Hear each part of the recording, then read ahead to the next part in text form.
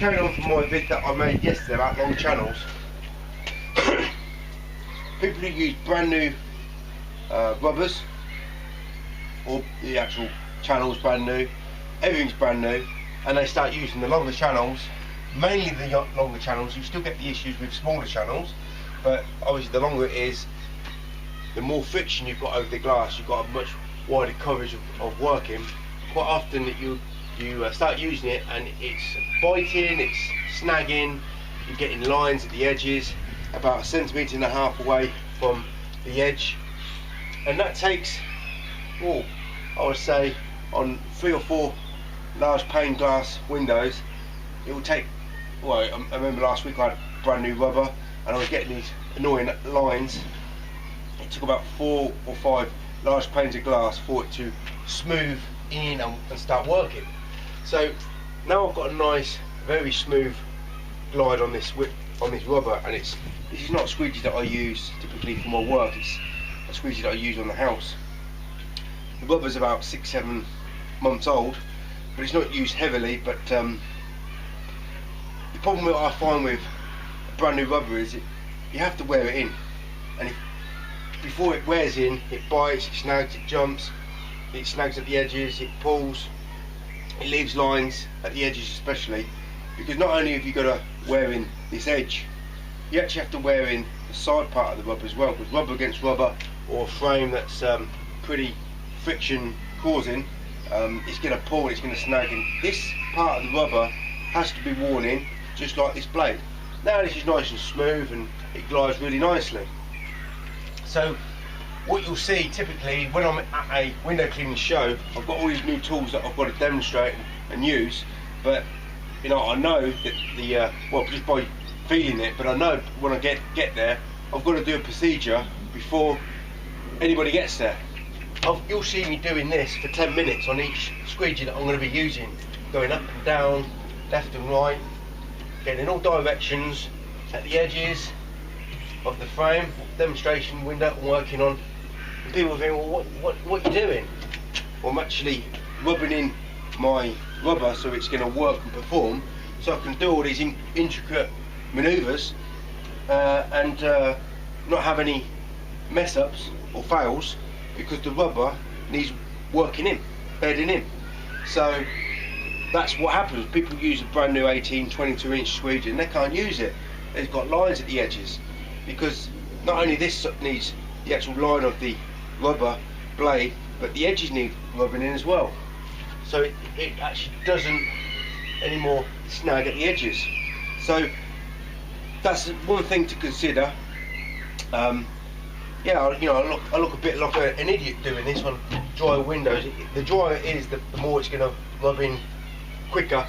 So I put water and then it eventually evaporates, and I'm just doing this. I say, well, I'm making sure that my rubber's going to be working and performing for the next 8 hours when I'm at a window cleaning show. So secondly, what I want to talk about is adapting. A good window cleaner is a window cleaner that can adapt. Don't think that I'm a good window cleaner. I'm like what is known as an anomaly. I do things that no one does, no one thinks, no one would even imagine doing. What makes me a good window cleaner is that I adapt to my working environment. I always have my working setup, no matter what the temperature is outside. I still keep my working setup, but some people say, well, I can't use soap on directly to the glass in 30-40 degree heat. Well, I still do. All I do is I adapt to my working environment. So if it's going to be very, very hot, I make sure my water is always topped up on my washer. I need that glide. So what I do is I wet the window. This is all steaming off, and then what I do is I follow with the washer, so it's still lubricating right underneath the squeegee, and I'm still able to use my working system without snagging and lines and whatever problem. I still use my working setup. Even if I lived in Australia, I still do the same. I just work differently. I could wet this window and leave it for 10 minutes and I can still blade after, because it's like 2 degrees at the moment. So this is why I prefer working in the winter. I can work a lot faster, a lot quicker. I can soak up more panes of glass and then just squeegee. And another thing is, if this window is really dirty, hasn't been cleaned in a long time, the same process, I adapt. What I do is I wash, or I pre-wash, and then I wash straight under it again, because I want to make sure all that debris and dust and dirt is off that glass. So I'm actually working the double hand method, either when it's very warm or the windows are very dirty. Otherwise, if it's just a standard clean, maintenance clean, I'll work with 2 hands all the time with 2 hands. You'll never ever catch me working one-handed, but I won't work double-handed. I will work, maybe I'll just catch some of the drips when I get past the 1/3 mark, just so I can reduce my drips. That's why I'm dead against using any combination tool of any kind. One-handed, you're so restricted, and you're working so much slower, and you're putting too much emphasis on one hand. Even if you change, you're still putting too much emphasis. What's this hand doing if this hand's doing all the work, or vice versa? You want to work logically, I would say.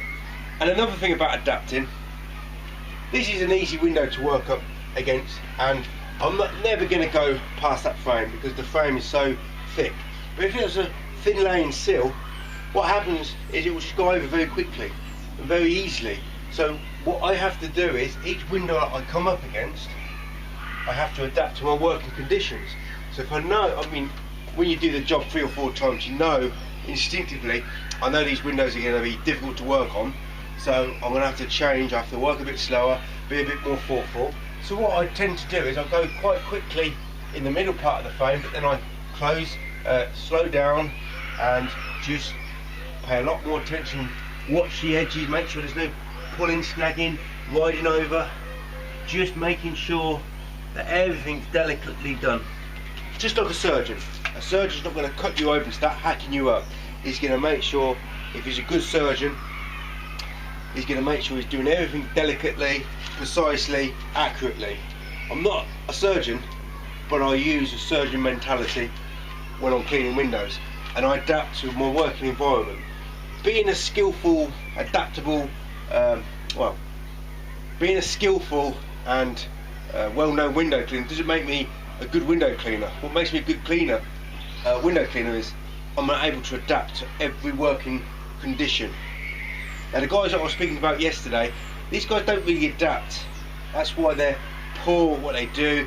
They just do the same thing. They're like a robot. They do the same technique all the time. They do the same mistakes.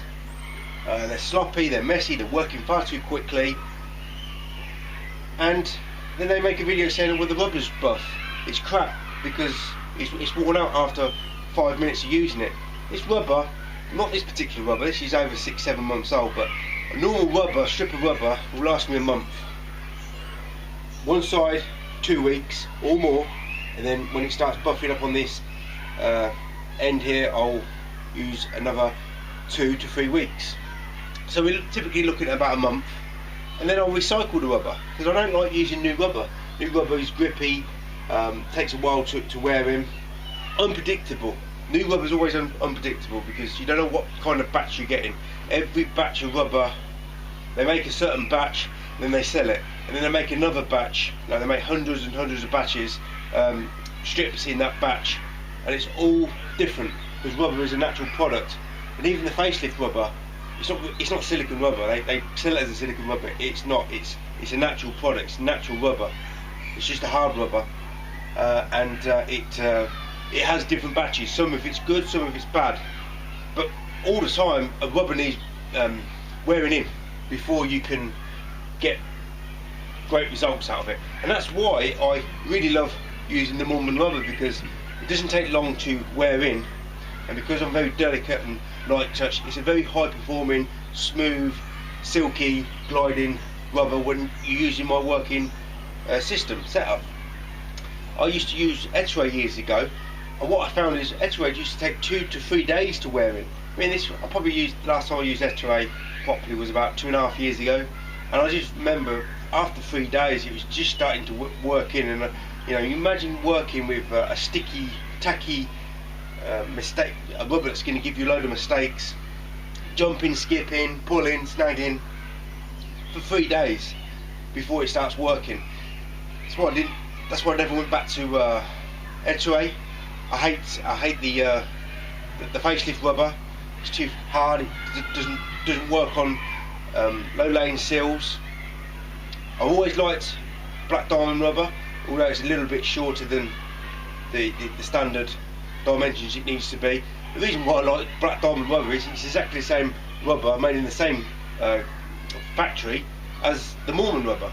But Mormon rubber are going to be coming out with a completely new rubber in the next few months, and from what I know, it's going to be much higher grade than any other rubber. Etui is the highest grade rubber on the market. It's all to do with the formulation, and Mormon are going to go for a higher grade rubber than Etui. So what's in this rubber is a lot of fillers. It's not just rubber. So what they're going to do is they're going to refine what's in the rubber to make it the highest grade rubber on the market.